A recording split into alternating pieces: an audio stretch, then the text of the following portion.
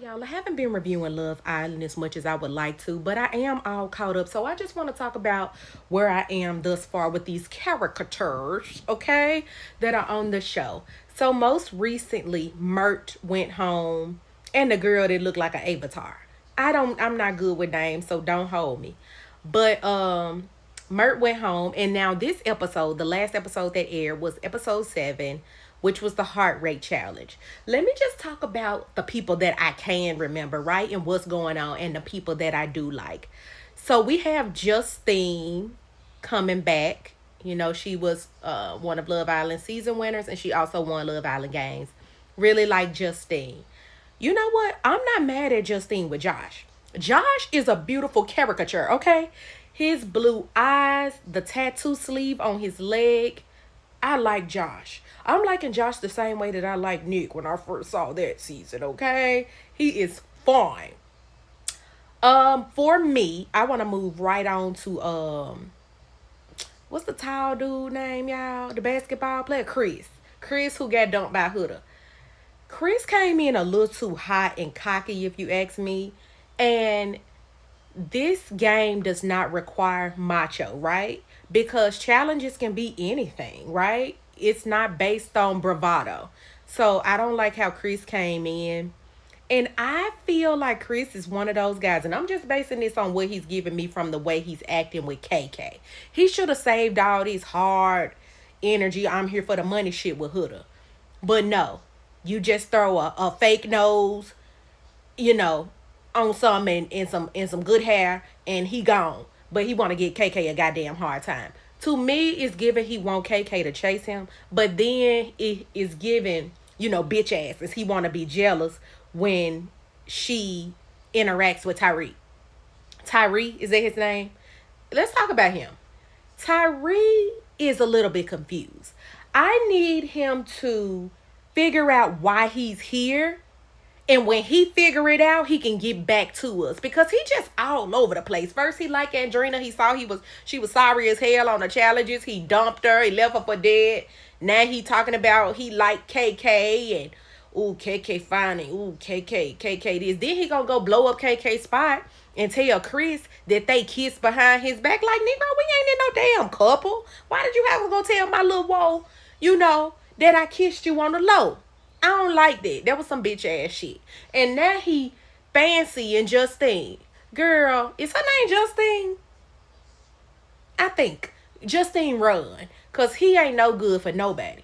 Speaking of Justine, I am happy, like on that episode, that she was coupled up with Josh. And you know, with y'all being coupled up together, you sleeping with whoever you coupled up with. So her and Josh just happened to kiss.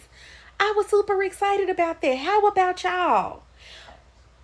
Only because I thought Josh was fine. And I think she deserves another little splash at the Vanilla Swirl. Last season she left with a guy and that didn't work out for her. So maybe she'll find something in Josh. What we found from Love Island last season was that you find the most brightest things in unexpected places. Look at Olandria and Nick. Another person I want to talk about. The fine one. What's his name? Johnny. Ooh, Johnny came back. Johnny come lately, honey. What y'all thinking about him and Andrina? I got a lot to say about Andrina, but I'm going to try to keep it as brief as possible because I definitely don't want this video to go too long. Because Love Island comes on every day, and I feel like I'm going to have to talk to y'all tomorrow and the next day and the next day until we get to the end of this thing. But anyway, Johnny. I think that Johnny is playing the game. Just like I think Chris is trying to. But Chris got a little soft to him, right? He a little tender. Johnny is in this piece trying to play the game. He claims that he changed because, now he's a father. He has a daughter. But I'm like, Johnny, you just left the villa 6 months ago. Now you just a changed man and you see things so much clearly. And then he know Andrina is sorry in these challenges. While I do think he likes Andrina, I think he finna tap that ass, try to grab this money. If he get it, he not gonna share with her. He finna go on by his way with his baby mama and his new baby. That's how I feel about Johnny. So if Andrina gonna be with Johnny, she just need to enjoy the ride. And I hope it's a good, big, safe ride. Just enjoy yourself, Andrina. One thing that I do and have learned about Andrina, and she wanted to come back on this show to kind of show us who she is, right? However, I don't think that was a good idea for her. But, comma, but, I didn't know that Andrina was dingy. She wants a boyfriend so bad. And I think that she should put in a little bit more vetting, because it seems that she falls for anybody too easily. They don't have to really do anything to get her. And she's so pretty. But I realize that you can't have it all. She is a beautiful girl, bomb ass body, but screw is definitely loose somewhere. A screw is definitely loose. I really think she's one of those girls that she was never ugly. She was always pretty. But you know how you get to like 10th, 11th grade and you look in the mirror, you walk past that bitch and be like, I'm so goddamn fine. I ain't know it was this goddamn fine. And you ain't never been that goddamn fine to yourself. And you don't know how to take it. You don't know how to handle it. You don't know how to maneuver it. It's like driving a stick. You know it's nice. It's a brand new car, but you don't know how to drive it. I feel like that's Andrina. She is very gullible in this process, and she need to just keep her damn eye on the prize, because she looking for love in all the wrong places. I'm gonna tell you right now, Johnny ain't it. Um, Nicola. Oh my gosh, y'all. Nicola. All I feel for Nicola is sorry. Like, I just feel so sorry for her. She wanted the dude that she coupled up with so bad to like her. And I can't think of his name, y'all, but she want him to like her so bad. And then he turned around and was like, I just want to be honest with you. I don't feel like there's anything romantically. Broke her heart down in a million pieces. But you know what I loved about her? She was like, oh, it's okay. You don't have to feel bad for being honest. You don't have to feel bad. But that really hurt the poor girl. She definitely has a different look. And I hated to see that scene where she was talking to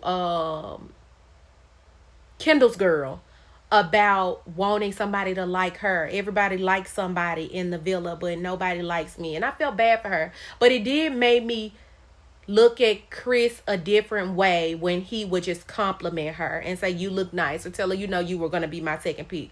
But y'all, for some strange reason or another, I feel like production put him up to doing it.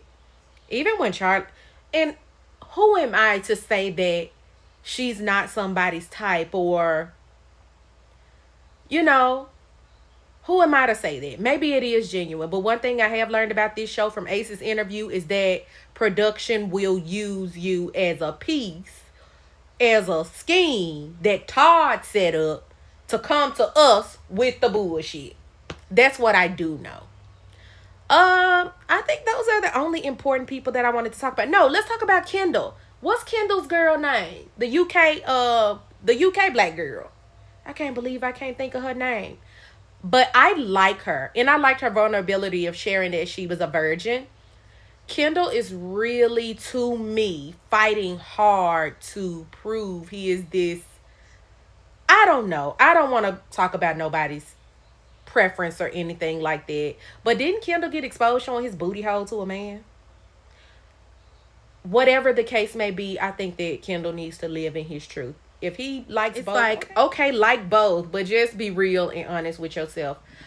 Wasn't Kendall's ex supposed to come on this show this season? I thought she was gonna be on here. Maybe she's gonna be a bombshell, who knows? But I wonder what Kendall's reaction is gonna be if she walks through that door. Who else, y'all? The heart rate challenge. I want to talk about this specifically because I feel like we saw everyone trying to be strategic in keeping their heart rate down because they know the objective of the game. Wouldn't it have been more interesting for them to switch their shit up like they do in games and be like, okay, I know last season we were trying to see which couple could make heart rate spike. But this season we wanted to do something a little different. We wanted to see who would remain the most calm in these hot and steamy situations.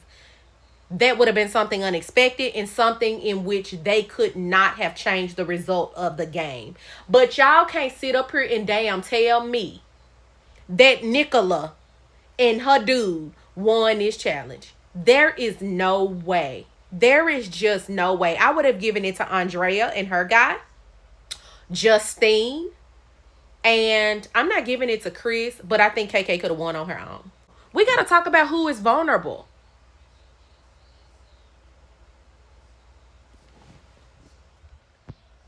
So at the end of the episode, Andrea and Toby, KK and Chris, and Andreina and Johnny are the three vulnerable couples, right?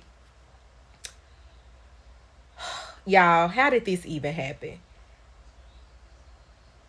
How did this even happen? And on this episode, we also had two new bombshells, Sydney and Marvin. And let's just say I was not impressed with either of them. I'm not familiar with either of them. But we'll see what they bring to the episode. But most importantly, what I am looking forward to is the duel, because I feel like, knowing that Nicola likes Chris, she may not send Chris into the duel, but I think that she's gonna send him and KK in as a couple, hoping that Chris will win and KK will leave so she can have a fair shot at Chris. Lord, don't let this lady think Chris finna walk off into the sunset with her ass. Chris finna have her somewhere singing another sad love song, wrecking her damn brain like crazy. But that's all I gotta say about this episode, y'all. It was really juicy. It kept me entertained. But as you can see, I'm in a hurry. Hopefully I can be more elaborative on episode 8 when we see who is going home. And so I'll see y'all in the next video. Bye.